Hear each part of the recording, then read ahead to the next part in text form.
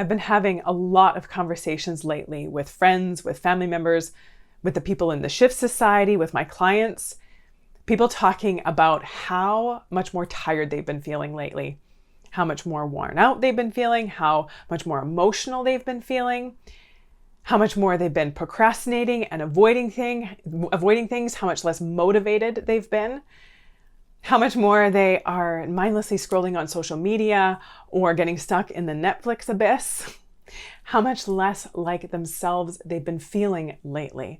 And so if this is you, then I want to talk to you today about what's likely going on in your brain, because it's going on in the brains of a lot of people right now. And hopefully this is going to make things make a lot more sense, so you don't have to wonder and worry that there's something wrong with you, that you can understand that there's things going on in your brain right now that you might not even be aware of. And I hope that this makes a lot of things make a lot more sense. If you're new here, welcome to our incredible little corner on the internet. Take a second, introduce yourself in the comment section below. If you are back again, do say hello in the comments. And if you haven't subscribed yet, the subscribe button I think is about right down there. And either way, my name is Kristina, and I'm a registered clinical therapist, a researcher, a coach, and the creator of my incredible membership community, the Shift Society, that you can get more information about in the description below as well. I help heart-centered go-getter people break through the crap that is holding them back so that they can like themselves and their lives more every day. And talking about this, what's been going on. Now, not to mention the fact that we are still in the middle of a global pandemic. And what I'm going to talk about today is for those of you who haven't had any really serious disruptions to your life since the pandemic. I'm not talking to the people who have lost their jobs or who are in a really difficult situation because of this, which, by the way, if that is you, then my heart goes out to you, and I am sending you so much love right now, because this has not been easy. And for some people, it has been a lot harder than others. But for those among us who haven't had any sort of big upheavals happening to our lives, and maybe even thinking, I don't know why I'm struggling, because nothing terrible has really happened. And so why am I feeling this way? Why am I feeling more down and depleted and struggling to stay motivated and stay on top of things and getting distracted, and I'm more tired and I'm sleeping more? I don't know what's going on. So let me talk to you about what is going on in your brain right now. So I love this metaphor that I'm going to share with you that will help it make a lot more sense. So if you can imagine your brain, that there is a watchdog in your brain right now, and that watchdog's job is to keep you safe. So imagine the backyard of a house with a lovely veranda, and your dog is sitting on the back of the veranda, and that's kind of where your dog spends a lot of its time, just kind of watching and making sure that everything is safe. And so the dog is monitoring the perimeter of the backyard, and along the perimeter of the backyard, however, are bushes and kind of forest and kind of some wilderness out there. So this house is a lovely country home, or a home that backs onto a forest in some way, somewhere in some way. And so your watchdog, about several months ago, how many months ago? I don't know exactly how many months right now, but several months ago, when this whole global pandemic started, your watchdog became alert. Your watchdog was like, there is a threat out there, and I have to be on alert. I have to be ready for something to happen. Now, several months later, that watchdog is still on alert, because for many of our watchdogs, it doesn't know if there is something terrible that's going to come into the yard. And so the watchdog might even hear some rustling and some motion and some branches crackling in the bushes, but it can't actually see anything. And it doesn't even know if that crackling and the kind of the twigs snapping and the leaves rustling, they don't know if what's causing that is a squirrel or a wolf, a ravenous, starving wolf that's going to come onto the property and devour everyone. The watchdog doesn't know if it's just a little squirrel that's playing back there. And so the watchdog is on alert. And that's been so much what's been happening with this pandemic, because there is still so much uncertainty. Because we don't know, like people don't know if they're going to get the virus. People don't know if they do get the virus, if it's going to just be some mild symptoms, which has been happening with a lot of people, or if it's going to hit them hard and be really serious. There have been people that have been dying from this, not as many. There's way more people that are getting it and they are recovering and they are moving on and they are moving forward and they're okay. But there are people who are having complications from it, and even people who are dying from it. And so your watchdog doesn't know if the rustling in the bushes is just a squirrel or if it is a ravenous wolf. And its job is to try to protect you. And it doesn't really know how. It knows that there are some things that it can do to help protect you, but there's no guarantees. And there's nothing that the human brain hates more than uncertainty. It's kind of a bit of a cruel joke, because our brains love to have certainty. And oftentimes we insist on having certainty in order to feel okay. We think, I just need to know what's going to happen. I just need to be able to plan and prepare and predict for whatever it is. I need to be certain. But the irony is that nothing is certain. There is no such thing as full certainty, which I think many among us this pandemic has been a bit of a rude awakening for those of us who thought that, this is how this week was going to go. This is how this month was going to go. This is how this year was going to go.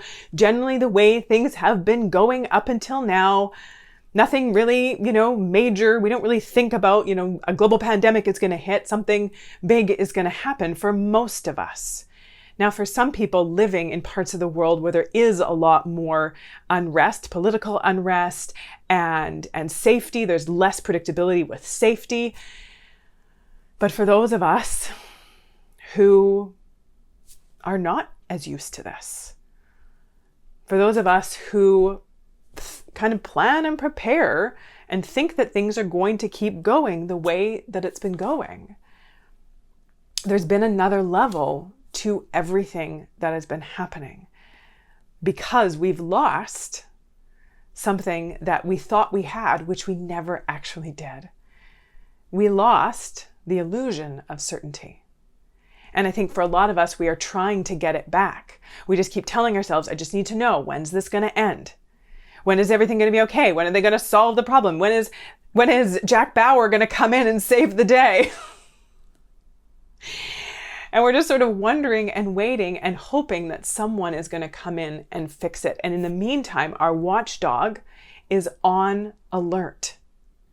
Maybe it's not even conscious for you. Maybe you don't feel particularly anxious, which has been the case for me. Personally, I haven't felt extremely anxious or overly worried about the pandemic.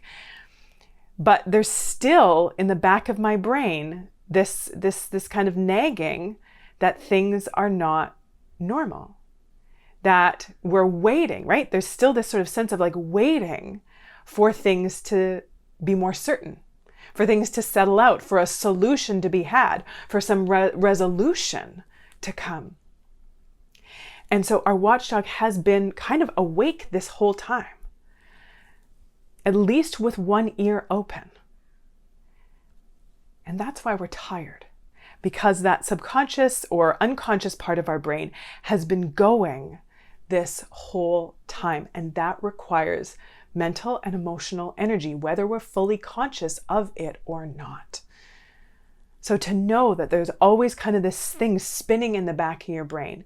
So if you've been feeling more tired lately, if you've been feeling more emotional lately, if you've been feeling less motivated lately, more easily distracted lately, to know that there is a good reason for that. So to be really taking some time, first of all, acknowledge that instead of being like, oh my gosh, what's wrong with me? Well, there's nothing actually wrong with you. It's just that there's a lot going on right now and our brains don't know what to do with it, don't know how to make sense of it, don't really know. It's kind of like we've been scampering around trying to find some solid ground and we have yet to find it, and we're getting tired. Our brains are getting tired. So to have extra compassion for yourself right now, to have extra understanding for yourself right now, I'm not giving you carte blanche to just like lay in front of the TV all day and like blow off everything and everyone else, because that's actually not going to help. But absolutely taking time for rest, real rest, not scrolling social media rest, but actually taking time to rest, taking time to do things that fill you up, that give you life, that are nourishing and fulfilling, and that bring you joy. For me personally, and I didn't really put this together until recently, I've been watching a lot of stand-up comedy. When I take my downtime, when I take time to rejuvenate, part of it is through watching stand-up comedy. And I think I've never been a really big stand-up comedy person, but lately, that's what my brain has been wanting. It's just what I've been drawn to. And there are a ton of really good ones on Netflix. And by the way, if you're like a stand-up comedy person, leave your suggestions in the comments below for good stand-up comedians, because I've been watching a ton lately and I'm kind of running dry and I don't really know which ones are good. And so yeah, offer your suggestions. But my brain has been wanting that break. My brain has been wanting to laugh. I've been wanting to laugh. I've been wanting to just take time, and I don't know what it is about the stand-up comedian standing there and like talking direct to audience, direct to camera. It feels more personal. It feels like there's just more of that connection, especially for many of us who've been having less personal and emotional face-to-face connection with human beings. I think we're trying to kind of get it where we can. I've also been making sure I get out and move my body every day, and that I'm breathing fresh air every day, and that I am redirecting my brain to be more present and grounded every day. And regardless if you are struggling more with anxiety right now, or you struggle with anxiety in general, or in any kind of intense emotion that you have a hard time coping with, having healthy coping methods is going to be key. Because a lot of us, when we are feeling intense emotions, our brains want to get rid of that feeling as quickly as possible. And so for a lot of us, our default ways of coping are turning to things that are unhealthy and unhelpful. And just as an aside, they do help in the moment. Like human beings, we are not stupid. We don't do things for no reason. All behavior is purposeful. So if you are turning to a coping method, that something like drinking a lot, or taking drugs, or shopping a lot, or overeating, or any kind of compulsive behavior where it feels good in the moment, but then the problem is it usually makes you feel worse later on. And so when I say unhelpful, it's not completely true. A lot of these coping methods that we label as unhelpful actually do help in the moment, but they end up creating problems later on, which makes them essentially unhelpful. But the reason we do them is because they are easy and they work, and they usually work fast. And the other thing is that when we are feeling emotionally overwhelmed, like I said, our brain wants to get rid of that feeling as quick as possible. And so it's hard to think of a healthy way to cope when you're already flooded with an emotion, because your brain's not thinking about, what would be a healthy way to cope with this right now? Your brain is like, let's get rid of this feeling as quick as possible.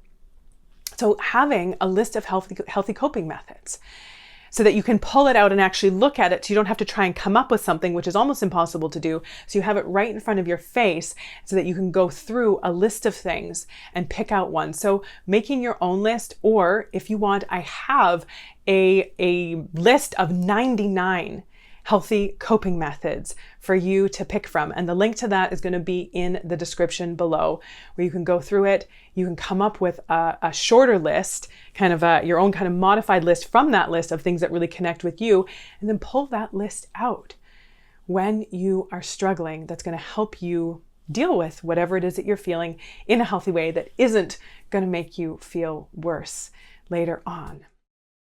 And you can use these healthy coping methods while you wait for us to open registration to the Shift Society again. Because in the Shift Society, we're doing the deeper work to not just learn how to cope with our intense emotions, anxiety and self-doubt and stress and overwhelm, but we are getting to the root of the issue that is causing it and dealing with that so that it stops running your life in the first place. So make sure you get on the wait list for the Shift Society, get the 99 healthy coping methods, and let me know in the comment section below, Did this help to kind of ease your mind to understand what's going on in there? Can you now be a little bit kinder and gentler with yourself? I hope so. Like the video, share it out, subscribe to the channel if you haven't already. Always good to be with you. And until next time, take good care.